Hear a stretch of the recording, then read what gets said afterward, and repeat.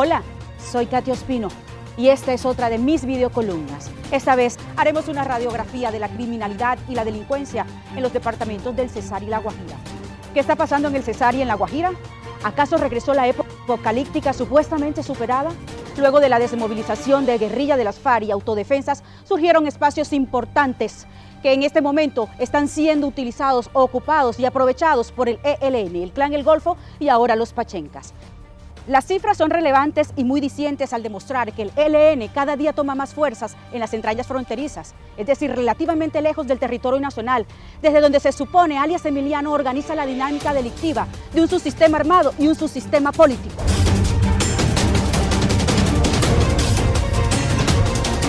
Por otro lado, el Frente de Guerra Nororiental y su estructura Camilo Torres y la compañía Francisco Bocio cuentan con 116 hombres armados y 131 en la red de apoyo al terrorismo en el casco urbano.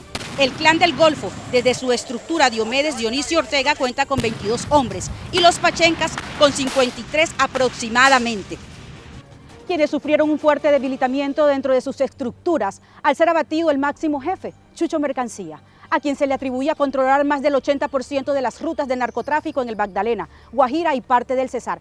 Este grupo armado es quien sostiene el férreo control de la Troncal del Caribe sobre Santa Marta y Dibuya en La Guajira. Son los mismos herederos de todo el acumulado del Frente Resistencia Tairona del bloque norte de las autodefensas. Esto, quienes estuvieron al mando de Hernán Giraldo, luego de la desaparición del capo, al parecer, han tenido claros los efectos nocivos que dejó la historia. Me refiero cuando entraron las autodefensas a esta región sembrando miedo y zozobra. Esto para ganar terreno. Pareciera que estos actuaran distintos y le debieran la conquista de sus incursiones a las alianzas estratégicas con otros grupos y clanes nativos. Por lo menos, así han asegurado puertos y rutas importantes, restándole a la guerra o al crimen y al conflicto litros de sangre, lágrima y dolor. Lo que sí está claro es que en los últimos 2 años la Defensoría del Pueblo ha lanzado 4 alertas tempranas y en todas los Pachencas son protagonistas.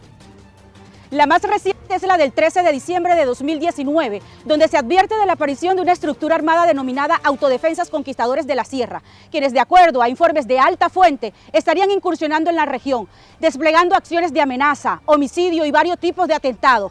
Estas acciones delictivas se ciernen sobre toda la población de la vertiente occidental de la Sierra Nevada, en jurisdicción del municipio del Copey, donde habitantes en gran medida indígenas de los pueblos Ica y Etet-Enaca. Resumidas cuentas, el pasado 5 de diciembre, hombres armados que se identificaron como miembros de las Autodefensas Conquistadores de la Sierra llegaron a territorio en mención y buscaron 3 campesinos de la región que hace poco les restituyeron su tierra y les dijeron que debían trasladarse hasta el corregimiento de Chimila para hablar con el comandante del grupo armado para consolidar o conciliar sobre la situación de las tierras restituidas. Esta situación también se presentó el pasado 30 de octubre, cuando otros campesinos de la región fueron amedrentados para conciliar con los delincuentes sobre las tierras restituidas. Desolador y aterrador el panorama. Días después irrumpieron en otras parcelas de otros campesinos y les impugnaron las tierras que acababan de restituirles. Este panorama es tenebroso. Los pobladores han sido convocados por el supuesto comandante de las autodefensas a varias reuniones, las cuales se han desarrollado en las instalaciones de los colegios veredales. En una de las reuniones se prohibió la movilidad de transporte públicos, mototaxistas y esos que hacen las rutas interveredales para evitar filtración al evento. En las reuniones desarrolladas funge un supuesto comandante vestido con prendas de uso privativo de las fuerzas militares, portando armas de alto alcance. Dichas reuniones son para informarle a la ciudadanía y campesinos e indígenas sobre el regreso de las autodefensas. Les hacen claridad que no regresan para hacer daño. No, claro que no, sino a brindar un servicio de seguridad y orden en la zona. Que las normas que van a imponer son solo para poner control y evitar la presencia de delincuentes. ¿Y estos qué serán? Monjitas de la caridad. Esta es la realidad de la región. Parece que regresó la noche más oscura. Pero ¿cómo queda Valledupar en medio de este cruce de influencia terrorista y criminal? Sabemos que esta ciudad, que en alguna época fue un remanso de paz, hoy atraviesa una situación compleja en temas de seguridad. ¿Cuál es la razón?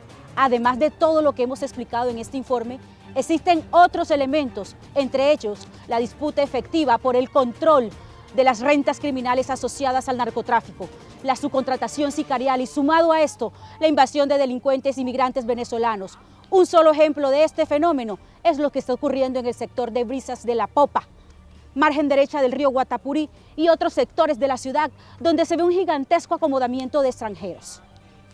Esta situación ha hecho que se generen escenarios complejos. Analicemos varios. Uno de ellos es que la mano de obra colombiana ha sido desplazada por la venezolana, la cual es de calidad y muy económica, promoviendo así que los vallenatos y los guajiros de empleabilidad informal pierdan la posibilidad de trabajar y en su mayoría termine viendo el riesgo de delinquir para cumplir con las necesidades de su familia. Es como uno de los factores determinantes del tema criminal, el señor desempleo. 2. La asociación momentánea de bandidos locales y extranjeros para actos delictuosos ocasionales. Me explico. Va en creciente el número de hechos ilegales en los que un colombiano y un venezolano perpetran actos criminales.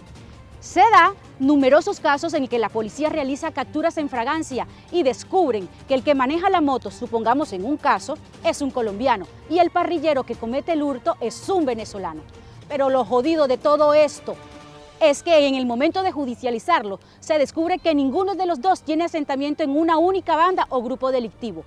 Simplemente se da que el venezolano requiere los servicios de un mototaxista colombiano para llevar a cabo su fechoría, es decir, se acaban de conocer, pero en este mismo contexto de los criminales venezolanos surge otra problemática, y es que a la hora de judicializar un venezolano cabalga la impunidad. En la mayoría de los casos, las autoridades judiciales no pueden procesar a los capturados venezolanos. Estos no cuentan con sus documentos de identidad o si su condición migratoria es irregular, las leyes colombianas no permiten adelantar procesos de judicialización a personas que no están completamente identificadas. La policía efectivamente ha capturado un sinnúmero de delincuentes venezolanos y al tenerlos en su poder, realizan una búsqueda exhaustiva en la base de datos del Estado para tratar de identificar a las personas. Estas, por lo regular, están en el sistema de migración identificadas por un número, o si fueron censadas varias veces, podrían aparecer con 2 o 3 números de identificación distintos. Impidiendo esto que Migración Colombia y la Cancillería poco aporten a la situación irregular de muchos venezolanos. Otro factor de relevancia es las constantes modificaciones al Código Penal y al Código Penitenciario debido al riesgo que genera la situación de hacinamiento en las cárceles del país. Está permitiendo que los jueces dejen en libertad a un número importante de delincuentes colombianos y sobre todo aquellos inmersos en los delitos de mayor percepción en temas de seguridad. Por otro lado, es por esto que usted con frecuencia comenta, ¿y si la policía y la fiscalía ayudó en la captura, por qué los dejan en libertad? Esa era la pregunta que había que resolver. Les regalo un dato. El año pasado, 12.069 de los capturados en fragancia en todo el país quedaron en libertad al ser llevados a una audiencia de legalización.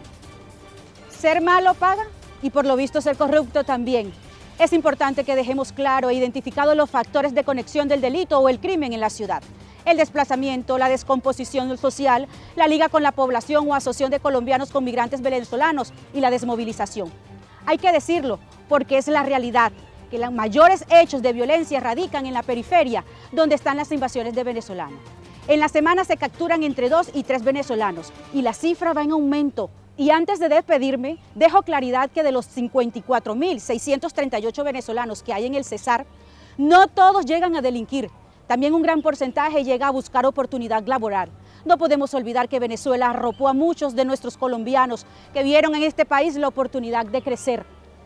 Un abrazo enorme y solidario para ellos. Y a ustedes que me ven y me siguen, un beso y un abrazo de agradecimientos. Nos vemos el próximo año con más informes periodísticos.